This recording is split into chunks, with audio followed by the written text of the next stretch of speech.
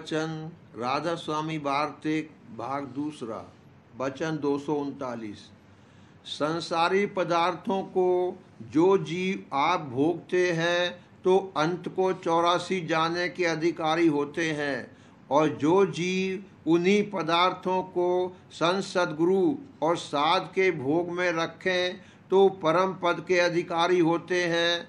क्योंकि संतों की आसक्ति न तो उन पदार्थों में है और न अपनी देह में है, सिर्फ जीवों के उद्धार के वास्ते देह स्वरूप धरा है, पर अपने मुकाम की सैर हर रोज देखते हैं। और जीव पदार्थों और देह में आसक्त हैं, पर उनमें से जो उनकी सेवा और टहल में अपना तन मन और धन खर्च करेंगे वह 84 से बचेंगे, और जो अपने खाने पीने और ऐश और आराम में उम्र खो रहे हैं वह 84 जावेंगे। वचन 240। जब तक तत्व से तत्व नहीं मिलेगा काम पूरा न होगा, और जो 5 तत्व स्थूल हैं इनका कारण सुरत है और सुरत का कारण शब्द है। इन पांचों के झगड़े में पड़ने से कुछ फायदा न होगा। जो सुरत तत्व है उसको शब्द तत्व मिलाने से काम पूरा होगा, पर यह बात बेदया सद्गुरु पूरे के हासिल न होगी। इस वास्ते पहले सतगुरु का खोज और उनकी प्रीत करना चाहिए। वचन 241। जैसे पपीहा स्वाति की बूंद के वास्ते बन बन फिरता है और किसी बूंद को कबूल नहीं करता है, क्योंकि और बूंद से उसकी प्यास नहीं जाती है, तो मालिक भी उसकी सच्ची तड़प को देखकर स्वाति बूंद बरसाता है और उसकी प्यास को बुझाता है। इसी तरह जिनको सतगुरु और नाम का खोज सच्चा है और उनकी तलाश में रहते हैं उनको सतगुरु और नाम प्राप्त होंगे। हर एक का काम नहीं है जो इस रास्ते पर कदम रखे। वचन 242। सेवक कहता है कि मेरी यह आरजू है कि मैं अपने मन को मेहंदी के समान पीस कर सतगुरु के चरणों में लगाऊं, पर सतगुरु अभी कबूल नहीं करते। खैर, मैंने तो अपने मन को मेहंदी के तुल्य पीस कर तैयार कर रखा है, जब उनकी मौज होवे तब चरणों में लगावें। यह धर्म सेवक का है कि इतनी मेहनत करके मन को पीस डाला और फिर भी जो सतगुरु ने मंजूर नहीं किया तो दीनता नहीं छोड़ी, मौज पर रहा। ना कि ऐसी हालत होवे कि जरासी सेवा करी और जो मंजूर न होवे तो अभाव आ जावे। इसका नाम सेवकाई नहीं है, यह तो सतगुरु को सेवक बनाना है। जब यह हालत है तो मन कैसे पीसा जावेगा। पर भाग से जो सतगुरु दयाल मिल जावें तो अपनी कृपा से सब दुरुस्ती सेवक की कर लेंगे। वचन 243। जब दाता किसी को कुछ देता है तब हाथ निकालता है, इसी तरह मालिक जब दया करता है तब मेह बरसाता है, पर इसका फायदा संसार को है। और जब परमार्थियों पर दया करता है तब प्रेम की वर्षा करता है।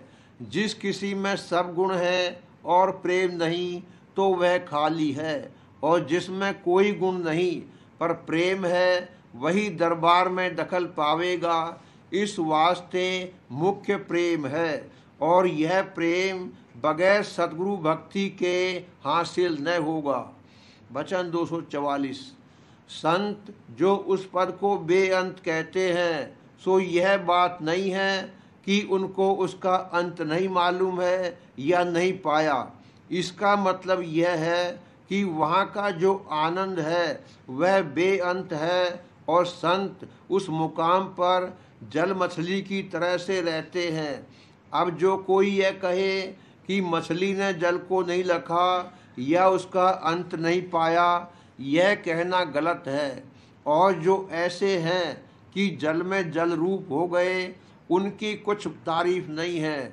महिमा उन्हीं की है जो जल में मछली रूप रहकर उसका आनंद लेते हैं। वचन 245। काल के ग्रसने से जीव की मोक्ष नहीं हो सकती, क्योंकि सूरज चैतन्य है, उसको काल नहीं खा सकता, देही को खाता है। किसी को जल द्वारा, किसी को अग्नि द्वारा और किसी को पृथ्वी द्वारा। काल का और जीव का मेल नहीं है, क्योंकि जब से यह दोनों सत्यलोक से आए हैं उन पर खोल चढ़ते चले आए हैं। काल उलट नहीं सकता है, पर जिस जीव को सतगुरु मिल जावें तो उनकी दया और सेवा के प्रताप से उसके खोल उतर सकते हैं और फिर उलटकर सत्यलोक में भी जा सकता है। बिना खोलों के उतरे अपने घर में नहीं पहुंच सकता, और खोल बिना शब्द और सतगुरु सेवा और उनकी प्रीत के नहीं उतरेंगे। वचन 246। जब तक जीव अलग के पलक के परे न पहुँचेगा तब तक इसको मुक्ति प्राप्त न होगी। अलख नाम मन और काल का है, क्योंकि काल जीव को खाता चला जाता है और लखा नहीं जाता। अगर जीव सच्चा दर्दी है तो सब जतन छोड़कर सतगुरु पूरे की शरण हो जावे, तब काम पूरा होगा, क्योंकि संतों ने इस अलग को लखा है और वही इसको पलक के परे पहुंचा सकते हैं। 3 लोक और जितने अवतार और देवता हुए हैं अलग के पलक के बाहर नहीं गए और संत उसके परे पहुँचे हैं।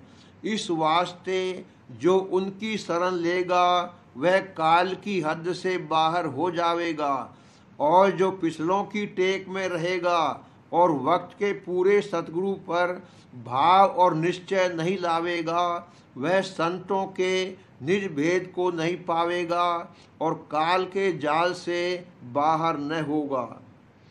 वचन 247। ऐसा कहा है कि हरि के चरण की शरण लेने से जीव का उद्धार होगा। तो अब विचारो कि जीव उस हरि को कहाँ ढूंढें। उसको तो विदेह और अरूप कहते हैं, और जब चरण शरण कही तो चरण होंगे, और जो चरण होंगे तो देह भी होगी। तो ऐसा हरि कौन है? संत कहते हैं कि इस कहने से मतलब सतगुरु की शरण लेने से है, क्योंकि हरि गुरु एक हैं।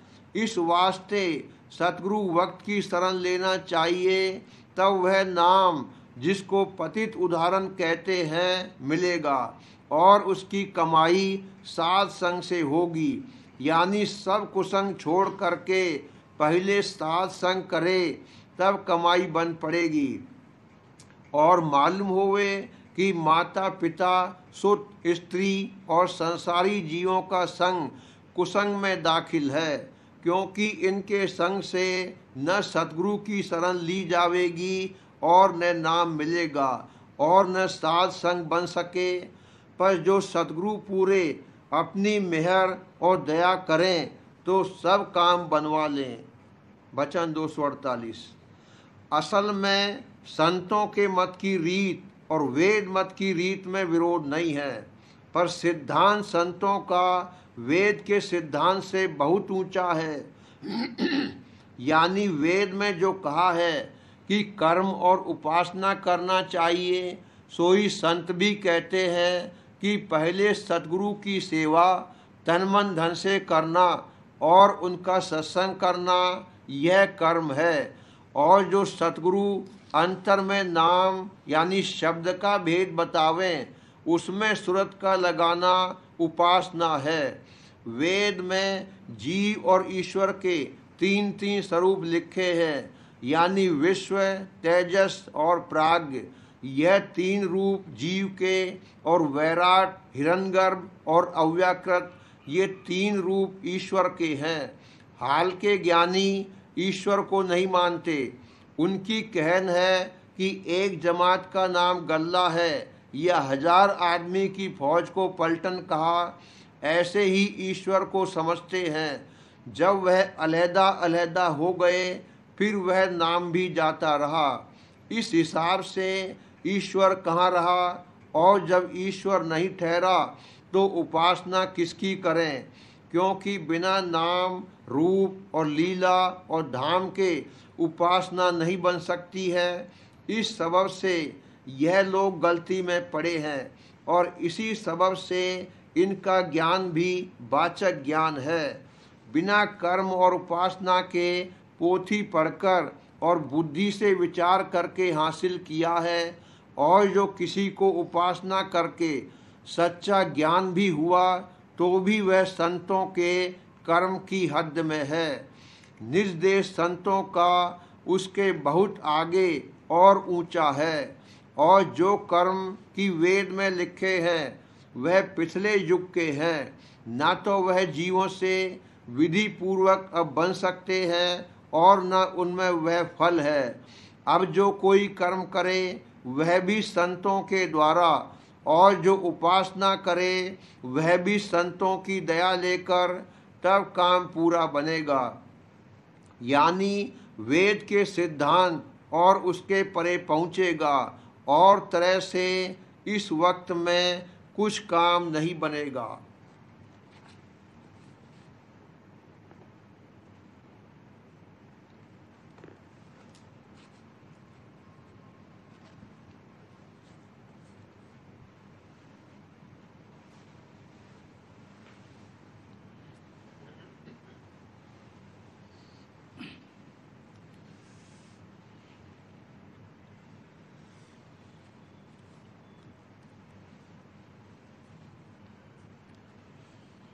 प्रेम पत्र राधा स्वामी, पहला भाग, सिलसिला वचन 24। जब इस तौर से मंदिर ज़्यादा बनते गए और हर एक मंदिर में भेंट और पूजा ज़्यादा आने लगी, और वह ब्राह्मण पुजारियों को जो कि हर एक मंदिर में मुकर्रर किए थे मिलने लगी, तब यह आमदनी की सूरत देखकर पंडितों और ब्राह्मणों ने ज़्यादा भाव के साथ मंदिरों के बनाने और मूर्त पूजा के बढ़ाने में मदद देना शुरू किया, और पोथियाँ उसकी महिमा और महात्म की बनाकर जारी करीं कि वह किताबें सुनकर थोड़ा बहुत सब लोगों का झुकाव मूर्त पूजा की तरफ हो गया, और भेद असली रूप परमेश्वर और अवतार और देवताओं का और उसका खोज और उसके प्राप्ति की जुगत गुप्त होती गई। यानी रफ्ता रफ्ता पंडित और भेक जो कि वेद और शास्त्र और परमार्थी पोथियों के पढ़ने और पढ़ाने वाले थे, आप ही असली परमार्थ को छोड़कर और संसार के भोगों की चाह बढ़ाकर मान और धन की प्राप्ति के लिए जतन करने लगे, और ब्रह्म विद्या का पढ़ना और अंतर में अभ्यास करना भूल गए, और बाहरमुखी पूजा में आम जीवों के साथ शामिल हो गए, और उसकी टेक और पक्ष धारण करके सच्चे अंतर्मुख अभ्यासियों से विरोध और तकरार करना शुरू किया, जिसमें उनकी आमदनी और रोजगार में खलल न पड़े, और वे अपने चेलों की नज़र में मूर्ख और नादान न ठहरें। इस तौर से बहुत पुराने वक्तों से जीवों की परमार्थी हालत का उतार ऊंचे दर्जे के नीचे के दर्जों में होता चला आया। इसी तरह जो जीव के क्रिया योग और आसनों के साधन में लगे, वे भी एक एक किस्म का या अंग का थोड़ा बहुत अभ्यास करके उनकी पूजा और मान बढ़ाई के फेर में आ गए, और उतना ही अभ्यास को बड़ा समझकर अपने तय पूरा और मुक्ति का अधिकार मान बैठे। बल्कि बहुतेरों ने तो इस किस्म का अभ्यास जगत के दिखाने और पूजा भेंट के वास्ते स्वांगियों की तरह करना शुरू कर दिया, और जो कि यह अभ्यास जाहिरा कठिन और सख्त था, जैसे धोती नेति, वस्ती क्रिया और शंख पसार क्रिया और खड़े रहना और पंच अग्नि में तपना और जल शयन करना और तरह तरह के आसन बांधना और मौन कहना और नंगे रहना और कांटों और कीलों पर बैठना वगैरह। इस वास्ते दुनिया के लोग ऐसे अभ्यासों को अचरज की दृष्टि से देखने और पूजा और भेंट रखने लगे और वाह वाह करने लगे। सच्चे योगी और योगेश्वर लोग ईश्वर कोटि थे और उनके दिलों में असली और सच्ची चाह परमात्मा की बहुत जबर थी और अभ्यास में मेहनत करने से उनको रस आता था और संसार के भोग विलास उनको नाशवान और तुच्छ दिखाई दिए। इस सबब से उन्होंने ये कठिन अभ्यास प्राणायाम का दृष्टि से करके ब्रह्म या पारवन पद में वासा किया।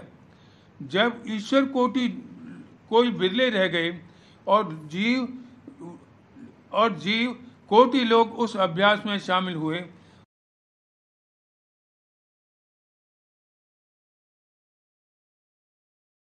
उनमें जो उत्तम जीव थे उनमें से मुद्रा का साधन या अंतर में अभ्यास और जाप या एक चक्र का दुरुस्त बनना और जो संयम के इस काम के करने के वास्ते उनको बताए गए वह भी उनसे किसी कदर दुरुस्त बन पड़े। इस तरह उनको भी आत्म या परमात्मा पाद की प्राप्ति हुई। जबकि उत्तम जीव भी कम हो गए और संसार के भोग विलास की तरफ सबका झुकाव ज्यादा होता गया, तब कसरत से जीव मूर्त पूजा में लग गए और पर उन जीवों को रफ्ता रफ्ता मूर्त पूजा जैसी चाहिए दुरुस्त कम बनी, यानी वे ऊपरी तौर से उसका बर्तावा करने लगे और इतने ही काम में अपनी मुक्ति समझकर निश्चिंत हो गए। और जो कि किसी ने उनको अंतर का भेद सुनाया या उनसे मूर्त के असल का हाल दरियाफ्त किया तो अपनी नादानी की वजह से या पंडितों और विवेकों के बहकाने से उसकी लड़ाई और झगड़ा करने लगे।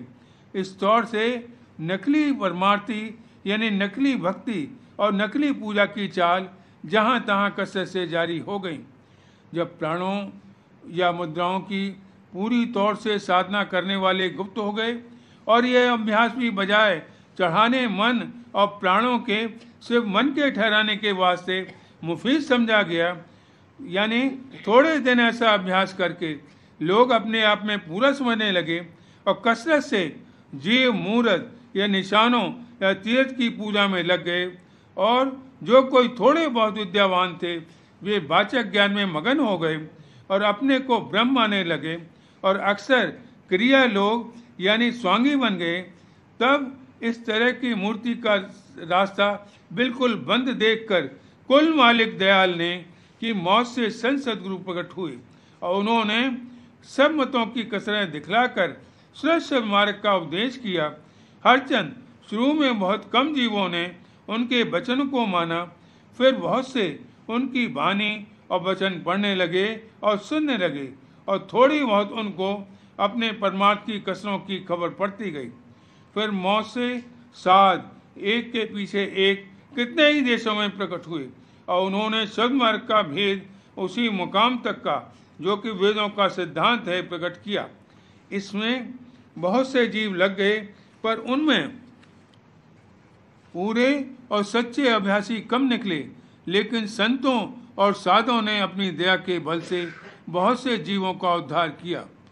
जब ये संत और साधु भी गुप्त हो गए और उनके घरानों में भी सिर्फ वाणी का पाठ और नाम का जवानी सुमरन रह गया या रस्म या पूजा बाहर मुखी चल गई, तो विद्या के ज़्यादा फैलाने से उनमें से कितने ही वाचक ब्रह्म ज्ञान की तरफ रुजू हो गए और प्राण और मुद्रा के साधन करने वाले और उसका भेद और जुगत के जानने वाले भी बहुत कम रह गए और रस्मी तौर पर कसरत से जीव का झुकाव मूर्त पूजा और तीर्थ व्रत नेम आचार की तरफ हो गया और कोई कोई नए विद्यावान नास्तिकों की समझ में पकड़ने लगे।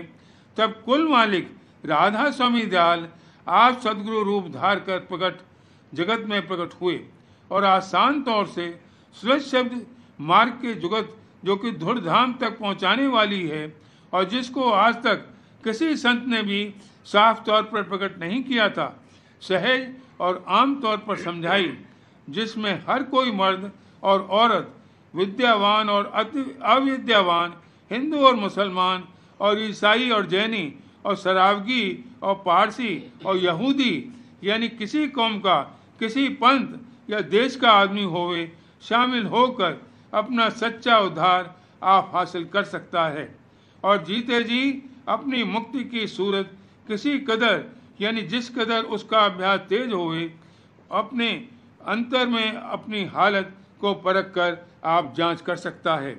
इस मत को राधा स्वामी मत या संत मत कहते हैं और इसकी कार्रवाई इस तौर पर है कि बाहर तो संत सदगुरु या सद्गुरु का जो भाग से मिल जावे, संत या उनके सच्चे भक्तों और प्रेमियों की सेवा तन मन धन से करना और अंतर में सुमनन करना, सच्चे नाम का मन से और सुनना नाम की धुन का चित्त के साथ और मालूम होवे कि वह धुन घट घट में यानी हर एक आदमी के अंतर में हर वक्त आप ही आप जारी हो रही है और उसके भेद मय तफसील स्थानों के जहाँ से होकर उस धुन की धार सच्चे मालिक के चरणों से उतरकर पिंड यानी देह में आई है, संत सद्गुरु या सद्गुरु या उनके सच्चे अभ्यासी से मिल सकता है। और राधा स्वामी दयाल की वाणी और वचन में भी साफ तौर पर लिखा है, पर बिना भेदी अभ्यासी के समझाए किसी की समझ में नहीं आ सकता। इस अभ्यास की कमाई से जो कोई सच्चा होकर प्रेम के साथ करेगा, आहिस्ता आहिस्ता मन और इंद्रियां काबू में आती जाएंगी और एक दिन सूरत यानी रूह अंतर में चढ़कर अव्वल त्रिकुटी में जहाँ भेद मत का असली सिद्धांत है और जहाँ मन समा जाएगा, वहाँ से सत्यपुरुष राधा स्वामी दयाल के चरणों में पहुंचकर जिसको दयाल देश कहते हैं और जो माया की हद के पार है, अजर और अमर हो जाएगी और परम आनंद को प्राप्त होगी। यानी अपने निज घर में जहाँ से कि आद में सूरत उतर कर और पिंड में ठहर कर मन और माया के साथ भोगों में फंस गई है, पहुँच जाएगी और जन्म मरण से सच्ची रहित हो जाएगी। जो कोई राधा स्वामी दयाल के वचन को मानकर और जुगत की उन्होंने बताई है, उसका अभ्यास सच्चे मन से शौक के साथ करेगा, उसको पूरा फायदा हासिल होगा। यानी एक दिन उसका सच्चा उद्धार हो जाएगा और जो अपनी मन हट से या दुनिया और उसके सामान की जबर पक्ष धार कर न मानेगा, उसका भारी नुकसान होगा। यानी वह जन्म मरण और देहियों के साथ दुख सुख भोगता रहेगा और अमर देश का परम आनंद उसको प्राप्त नहीं होगा और न सच्चे मालिक का दर्शन पावेगा।